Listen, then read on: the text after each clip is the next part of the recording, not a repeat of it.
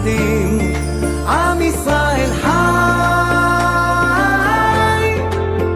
בעליות וירידות גם בשעות הכי קשות. Erev Tov, Parashat Shemini cette semaine, et on a bien sûr aussi Parashat HaChodesh qui va nous annoncer Rosh Chodashim. Le Rosh Chodesh Nissan, comme on le sait, c'est le premier mois de tous les mois qui a été couronné par 10 couronnes. Et donc, il faut essayer de comprendre un petit peu pourquoi est-ce qu'on va lire Parashat HaChodesh cette semaine. Regardez ce que le Yerushalmi pose comme question. Il dit Bedin hu shetekadem Parashat HaChodesh le para. Réellement, d'après la halacha, on aurait dû lire Parashat HaChodesh depuis la semaine dernière, avant celle de Parashat Para. Pourquoi? Chez Be'echad ben Nissan hukam ha-mishkan. Parce que le premier Nissan, alors le Mishkan, il a été érigé. Ou Besheni nisrefa para. Et c'est uniquement le 2 du mois de Nissan que là, on a brûlé les cendres de la vache rousse, justement pour pouvoir purifier. Donc, dans l'ordre chronologique des choses, on aurait dû lire d'abord Parashat HaChodesh avant celle de Parashat Para. Et donc, pourquoi est-ce qu'on a devancé Parashat Para? On a lu la semaine dernière Parashat Para et cette semaine Parashat HaChodesh. Shehi Taharatan Shel Kol Israël. Parce que Parashat Para, c'est l'emblème, c'est la noblesse du clan Israël, c'est la Tahara du clan Israël. Rabotai, on n'a pas idée, mais ce qui nous différencie de tous les autres peuples, c'est notre Tahara, notre pureté. Est-ce qu'on fait attention à ce qui sort de notre bouche, à ce qui rentre dans notre bouche, comme on le voit dans Parashat Shemini, les choses qui sont permises et interdites de manger? Est-ce qu'on fait attention à nos yeux? Est-ce qu'on réfléchit dans quelle situation on se trouve dans la vie pour garder justement notre noblesse? Et Rabotai, regardez ce que le Midrash nous dit, que parmi les chayot, parmi les animaux interdits, alors il y en aura un à la fin des temps qui sera choser, qui va revenir et devenir kasher. C'est justement celui qu'on appelle le chazir. Mais la Gemara, elle ne veut même pas le nommer par son nom, elle l'appelle davar acher, une autre chose. Pourquoi? Parce qu'il est tellement maous, il est tellement dégoûtant. Comme on le sait, le chazir, alors il plonge dans la boue, il vit dans la boue, il mange dans la boue. Et donc, c'est un animal qui est tellement bas qu'on se dit, mais pourquoi est-ce qu'à la fin des temps, on a choisi uniquement le chazir pour le rendre kasher? Et donc, Rabotai, on aurait pu choisir à peu près d'autres animaux comme le gamal, comme le chameau. Le chameau, comme on le sait, au moins, il rumine, il n'a pas le sabot fendu, etc. Il y a beaucoup d'autres animaux. Qu'est-ce qu'on gagne du chazir? Et donc, Rabotai, regardez bien. Il est vrai que le chazir, alors, il vit dans cette boue, comme on l'a dit. Mais ce qu'il faut se rappeler, c'est que lorsqu'il sort de la boue, il réalise qu'il aurait voulu. Il a cette volonté de ne pas se replonger à l'intérieur. Mais sa nature, elle est ce qu'elle est. Et donc, il se replonge malgré lui dans cette boue, mais il aurait voulu ne pas retourner dedans. Et donc, Akadosh Baruch Hu, qu'est-ce qu'il fait? À la fin des temps, il va retenir uniquement le ratson, la volonté de cet animal qui réellement ne voulait pas replonger dans cette boue, et il va dire, toi, on va te remettre kasher grâce à cette volonté que tu avais de ne pas replonger à l'intérieur. Contrairement aux autres animaux qui, eux aussi, n'avaient qu'un seul siman, qu'un seul signe de kashrut, mais eux, ils se suffisaient de ce qu'ils avaient. Ils n'avaient à la limite rien à se reprocher. C'est la raison pour laquelle on ne va pas les regarder. Rabotai, pourquoi je vous raconte cette histoire du Hazir? Parce que malheureusement, alors chacun d'entre nous aussi, on peut ressembler malheureusement à ce Hazir où quelquefois on plonge dans cette boue et chacun il a sa boue. Il y en a pour qui la boue elle s'appelle les smartphones, Internet, Co. Toutes les choses que l'argent, les femmes, etc. Il n'en manque pas de la boue dans ce monde-ci.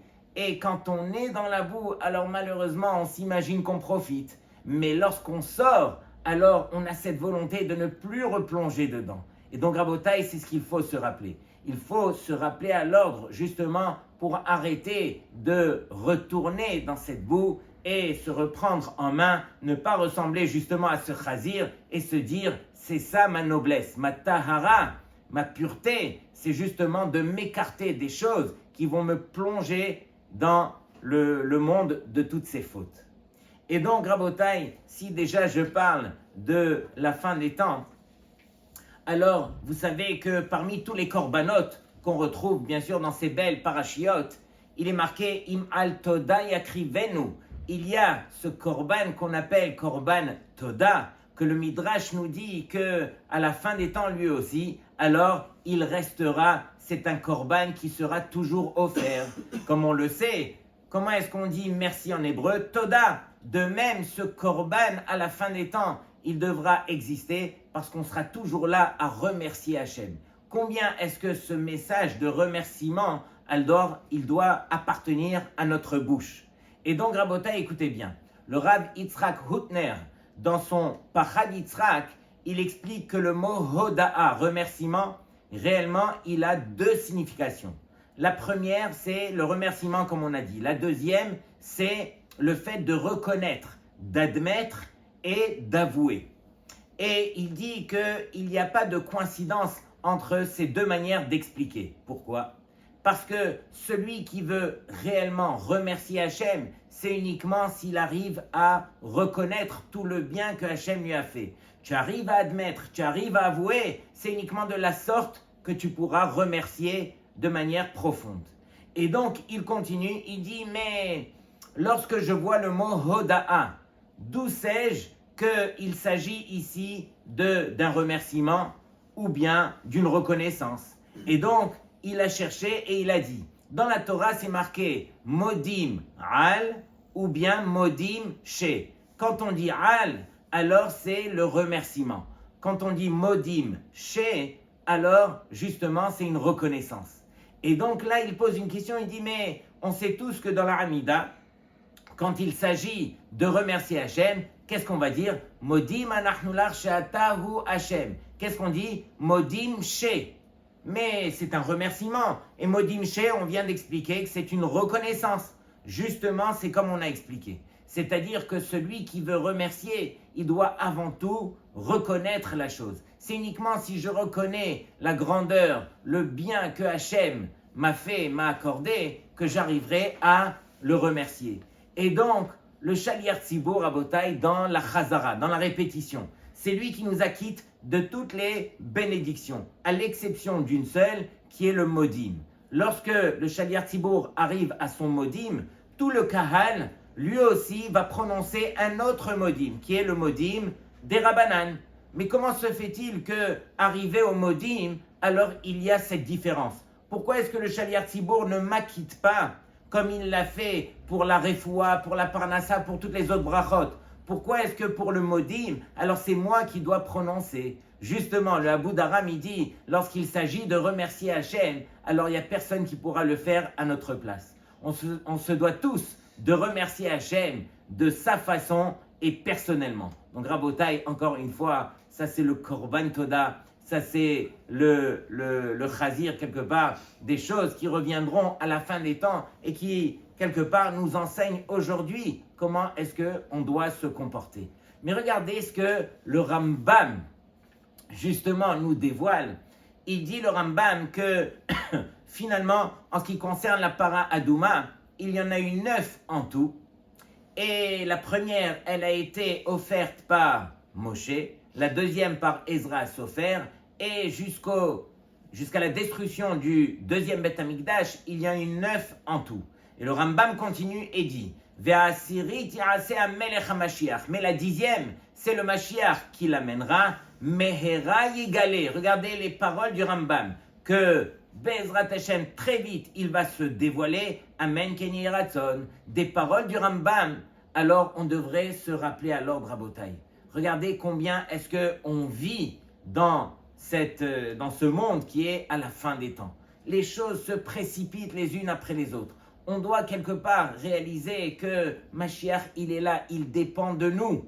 Encore une bonne action, encore une bonne intention, encore une tahara, et Bezrat Hashem, il arrivera. Donc quelque part, c'est notre espoir. Et comme je l'ai dit il y a quelques semaines, on le sait qu'un des grands des yeshivot qui s'appelle Rav Tzvi Klushevski, alors à l'âge de 88 ans, avec sa femme qui est Nifteret, la première femme qu'il a eue, il s'est remarié, sa deuxième femme à l'âge de 57 ans.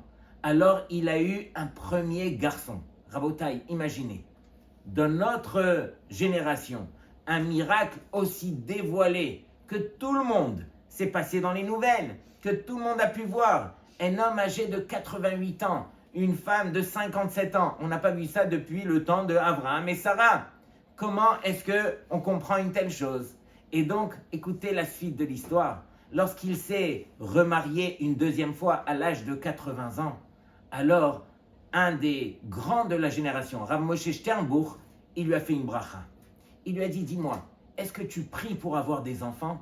Il lui dit, Kvod Rav, depuis que je me suis marié la première fois, je n'ai jamais cessé de prier à Hachem pour un enfant. Il lui dit, tu pries pour un enfant, alors je te fais une bracha que Be'ezrat Hachem, tu auras un enfant. Et à l'âge de 88 ans, Rabotai, il a eu un enfant. Tout ça, c'est un miracle dévoilé que Akadosh Baruch Hu, de temps en temps, voilà, il ouvre quelque part le rideau et il nous montre la vérité. Il nous dit, mais n'ayez crainte, sachez que si vous avez le bitachon, si vous croyez en moi, alors sachez qu'il ne faut pas s'arrêter. Ça remet en question, ça remet en cause tous ceux qui s'arrêtent de prier, tous ceux qui s'imaginent que Hachem, ça y est, il a fermé sa porte, il ouvrira jamais plus. Chas v'shalom de penser une chose pareille. Comment est-ce qu'un homme pareil, à l'âge de 80 ans, il continue à prier? Mais tu sais que tu n'auras pas d'enfant. Je continue à prier. Moi, ce que je peux faire, il faut le faire. Et donc, il a eu un garçon. Et donc, Rabotai, notre belle paracha, aïe, aïe, aïe, aïe, aïe, c'est marqué que Vayhi Bayom Hashmini. Donc, comme on a dit, c'est un jour des plus grandioses où il y a eu Hakamat Mishkan. Le Mishkan, après 7 jours de Milouim de préparation, alors c'est là qu'on a pu ériger le Mishkan pour la première fois et que la Shrina est venue résider de manière kavua, de manière fixe, avec tout le clan d'Israël. Et tout ça, ça a été fait, entre autres, par le mérite de Aharon. Et regardez bien Aharon. Quand on réfléchit à Botaï, Aharon, il a reçu un coup terrible sur la tête. En ce grand jour de Vayhi Bayom Hashmini, le 8e jour donc des Milouim, qui était Rosh Chodesh Nissan, voici que les enfants de Aharon, Nadav et Avihu, qui étaient des tzadikim qui ont dépassé le niveau de Moshe et Aharon. Comme ça, il est écrit dans la paracha, ils ont amené un feu étranger dans le Mishkan et directement, ils ont amené quelque chose d'étranger et directement il y a un feu qui est venu les atteindre et qui les a tués. Et donc Rabotai, alors ici, on voit 2 tzadikim qui sont niftarim en ce jour-là. On voit Aharon qui, imaginez, lorsque Moshe Rabbeinu il est monté Behar Sinai, il a laissé Aharon avec Hur. Hur, le fils de Myriam, est parti faire le reproche au Erev Rav qui s'était mis à faire le Chet HaEgel. Et voici qu'on lui a fait la shrita. Le Midrash, il dit qu'ils ont tué aussi les Shiv'im Zekenim.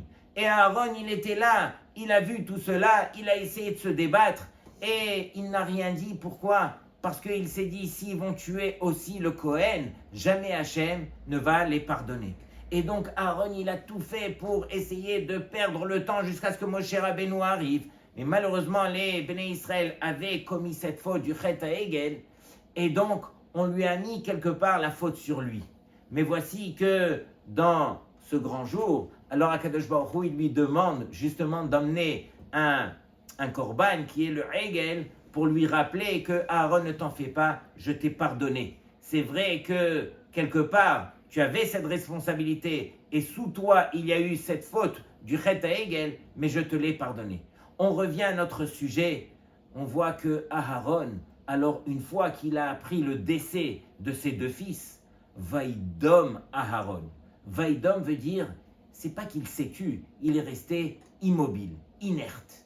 Et donc Rabotai, imaginez, lorsque on frappe un homme, même s'il n'a pas reçu, on ne voit pas de traces sur lui, il a reçu un coup qui lui fait mal, alors bien sûr, il réagit.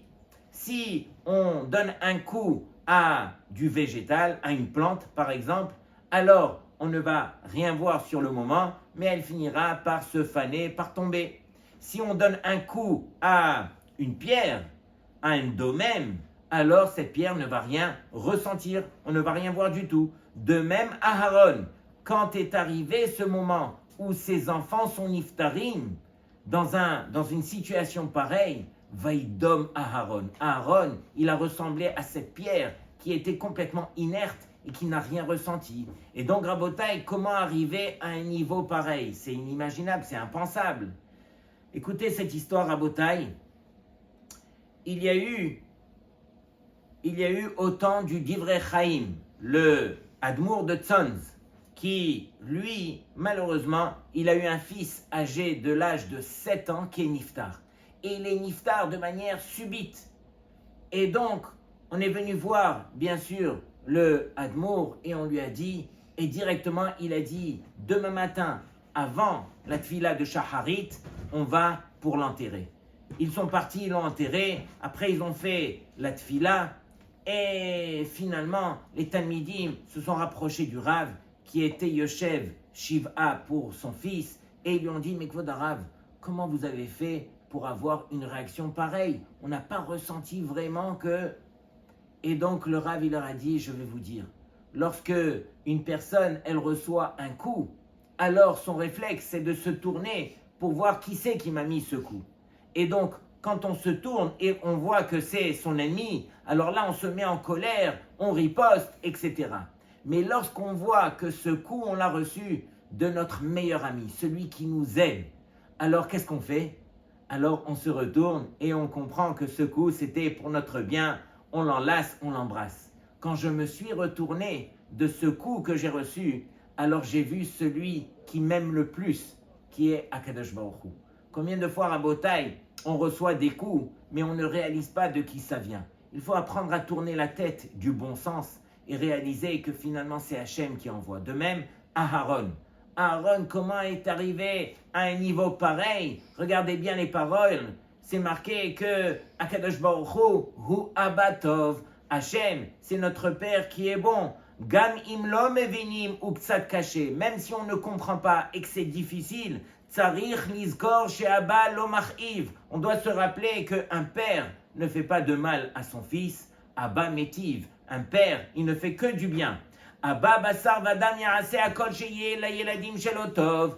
Un homme de chair et d'os et de sang, alors il ne fait que du bien à ses enfants. Kal vachomer Akadosh Baruch Hu, que lui, c'est notre Père à tous, combien il se soucie de nous lorsqu'il nous envoie quoi que ce soit, vadaï que c'est pour notre construction, pour notre bien. Et donc, quelque part, ça nous rappelle que finalement, c'est ça la grandeur de l'homme. Tout ce qu'il reçoit, il doit considérer que c'est un bien que Akadosh Baruch Hu m'a accordé. Arrête, c'est marqué dans cette même paracha, il y a une paracha au milieu qui s'appelle Vetseir Achatat Darosh Darash Moshe. Il y a eu un korban qui a été offert par Aharon et ses enfants, Elazar et Itamar, et c'était le Seir du Moussaf de Rosh Chodesh. Mais voici qu'il y a eu toute une discussion entre Moshe et Aharon, à savoir, mais comment est-ce que vous avez fait cela? C'était le reproche que Moshe faisait à Aaron et ses enfants parce qu'il avait peur qu'ils allaient mourir puisqu'ils ont mal offert le korban.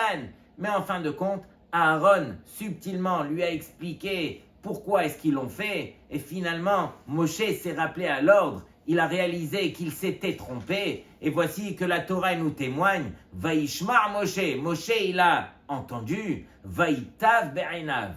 Et il a accepté la chose. Ça veut dire quoi? Vaïtav be'inav. Il a accepté la chose. Rashi nous dit Hoda velo bosh lomar. Il a acquiescé, ça veut dire il était d'accord et il n'a pas eu honte de dire Lo shamarti. Et directement, il a dit j'ai oublié cette halakha et heureusement que vous me l'avez rappelé. Et donc, Rabotai, regardez la grandeur de la hanava de Moshe. que c'est lui qui enseignait toute la Torah Kula à tout le clan d'Israël, mais lorsqu'il s'est trompé, c'était le premier à dire « je me suis trompé ». Et donc, ça me rappelle une histoire de Rav Yitzhak Elchanan Spector, qui était un des grands de la génération il y a environ 130 ans. Alors est arrivé dans une ville, pas loin de là où il habitait, est arrivée une question, une grande question, et on l'a posée au Rav de la ville. Et le Rav de la ville a dit que c'était kasher. Et tous les rabbinim de la ville, ils ont dit, mais comment est-ce que le Rav de la ville, il a pu oublier le shach? Il y a un des grands poskim dans le Shulchan Aruch qui s'appelle le shach, le Siftei Kohen, qui dit que c'est interdit. Comment il a pu oublier ce shach? Et donc les rabbinim, ils ont dit, on ne va pas s'arrêter là, on va envoyer la question justement au grand de la génération, Rav Yitzhak Elchanan Spector. Et donc, le Rav reçoit la question et directement, il leur écrit la réponse et il leur montre 10 réponses différentes, 10 endroits différents où les poskim n'ont pas considéré l'avis du shach. Et donc, il a voulu montrer que finalement, c'était le Rav de la ville qui avait raison. Il envoie la première lettre. Pourquoi je dis la première? Parce que tout de suite après, il leur écrit une deuxième lettre. Et il leur dit, Rabotai, je viens de me rappeler du shach qui dit le contraire de ce que je vous ai écrit dans la première lettre. Donc, ne considérez pas du tout la première lettre et allez uniquement selon la deuxième. Et donc, il leur a envoyé la deuxième lettre. Et pourquoi il a fait cela, Rabotai? C'était uniquement pour leur montrer que même le grand de la génération qu'il était, il peut aussi oublier le shach. Et donc, ne vous en faites pas. Je vous ai envoyé la vraie halakha parce que j'avais très bien compris qu'est-ce qui s'était passé dans votre ville. Mais je voulais juste qu'on reconsidère que le Rav de la ville a pu se tromper. Il n'y a rien de mal et il n'y a rien de grave. Et donc, Rabotai, c'est ça. Hoda velo bosh. Moshe, il a quelque part, il a avoué et n'a pas eu honte d'avouer. Combien, lorsque on se trompe, on doit réaliser la chose et dire « je me suis trompé ». Rabotai, beaucoup de choses qui sont marquées dans cette belle paracha. Alors, il y a, vous savez que la Toum'a, puisqu'on parle ici aussi d'une Toum'a, d'une impureté qui peut atteindre les Kélim, comme un Kéli Cheres, un Kéli qui est fait en argile, ou bien un Kéli Matechet qui est fait de fer, c'est marqué que la Toum'a ba'a bema shemargish chashuv. La Toum'a, elle vient sur l'endroit où le Kéli, alors il sent qu'il est important. Ça veut dire quoi? Écoutez bien les exemples et vous allez comprendre. C'est marqué qu'un Kéli en argile, alors il s'impurifie uniquement mitocho velo migabo. C'est-à-dire que si je parle de quelqu'un qui est impur, qui va toucher un Kéli en argile de l'extérieur, alors il ne va pas le rendre tamé. Contrairement à celui qui va toucher de l'extérieur un Kéli en fer, alors là, il va le rendre tamé. Pourquoi est-ce qu'un Kéli en argile ne s'impurifie que de l'intérieur? Parce que le Kéli Cheres, lui, il ne va pas s'enorgueillir quelque part de son extérieur. Qui c'est qui regarde un Kéli en argile? Par contre, un Kéli en fer, il dit à tout le monde, regardez-moi combien je suis beau. Celui qui est atteint ne serait-ce que d'orgueil, bien sûr c'est une image, alors c'est ça sa réparation. C'est la raison pour laquelle celui qui touche le Kéli en fer de l'extérieur, du fait qu'il s'enorgueillit de son extérieur, alors on devra le briser. On continue, c'est marqué que le Kéli Cheres, le Kéli en argile, alors il s'impurifie, mais aviro, c'est-à-dire de son intérieur, du vent qui est à l'intérieur, c'est-à-dire de l'espace qui est à l'intérieur du Kéli. Et pourquoi? Parce que si le Kéli en argile, il a de quoi s'enorgueillir, c'est justement par le fait qu'on va lui verser à l'intérieur du vin, du bon vin. Et donc, de son intérieur, alors il pourra s'enorgueillir, ça va être ça sa réparation, et c'est la raison pour laquelle la Toum'a, elle atteint uniquement les endroits où, quelque part, alors on pourrait s'enorgueillir. De même, on sait que la Tahara, la pureté du Kéli, alors elle passe par la Shevira. Quelqu'un qui veut rendre un Kéli Cheres pur, il devra uniquement le briser. Et pourquoi? Parce que celui qui s'enorgueillit quelque part, alors il doit apprendre justement à baisser la tête, à se briser l'intérieur pour essayer de corriger justement tous ces mauvais traits qui sont à l'intérieur de lui. Et donc, Rabotai, tout ça pour dire que à la fin de cette belle paracha, alors on voit que on pourrait se poser la question à dire, mais finalement, le bébé, lorsqu'il est à l'intérieur du ventre de sa maman, alors il étudie toute la Torah Kula par un malach qui vient lui enseigner la Torah. Et on pose la question de dire, mais quelle est la dernière chose que le malach va enseigner à ce bébé juste avant de sortir dans ce monde-ci? Et donc, la réponse, elle se trouve à la fin de la paracha de Shemini. Et d'où on le sait? Parce que la paracha qui suit Shemini, c'est paracha Tazria. Et dans paracha Tazria, il est marqué quoi? Il est marqué que Isha qui Tazria v'yaleda zachar, une femme qui justement a enfanté un garçon, qu'est-ce qu'on va lui enseigner à ce garçon? Toutes les choses qui sont interdites de dire, tous les problèmes de la Shonara. Mais juste avant cela, dans la fin de Shemini, on voit qu'on a enseigné aux garçons les choses qui sont enseignées ici, toutes les choses qui sont interdites de manger. Et donc, Rabotai, regardez, c'est ça la grandeur, encore une fois, de la Tahara du Ben Israël. Il doit faire attention, avant de sortir du ventre de sa maman, on lui enseigne toutes les choses qui sont interdites de manger. Et dès qu'il sort du ventre de sa maman, alors on va lui enseigner toutes les choses qui sont interdites de dire. Combien est-ce qu'un homme doit se rappeler à l'ordre? Et quelque part, c'est ça notre noblesse, c'est ça notre grandeur, c'est ça la raison pour laquelle Akadosh Baruch Hu, il nous a appelés Béni Bechori Israël, vous êtes mon fils aîné, parce que vous avez une grandeur au niveau de votre Tahara, vous ne ressemblez pas aux autres, parce que vous savez vous distinguer de toutes les choses qui vont vous permettre de rester un Yehudi.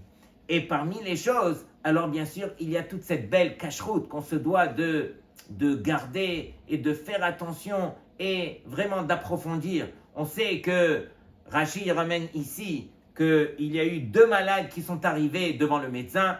Le premier, et il lui dit, regarde, toi tu es condamné, mais tu as une mince chance de t'en sortir, je vais te donner un régime des plus stricts. Et il lui a fait toute une liste de choses qui étaient interdites pour lui de manger. Et l'autre, il lui dit, de toute façon, toi tu es condamné, tu as le droit de tout manger.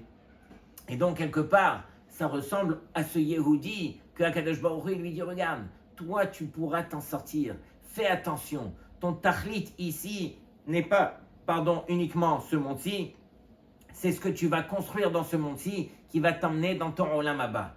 Et pour te permettre d'y arriver, je vais te donner un régime strict qui va te permettre de garder cette Tahara, qui va te permettre de construire pour ton Olam Haba. Rabotai, toute cette belle paracha, encore une fois, pour nous rappeler toutes ces choses, qu'on les travaille comme il se doit. Shabbat Shalom לכולכם. הקדוש ברוך הוא שומר עלינו, אז מי יכול עלינו?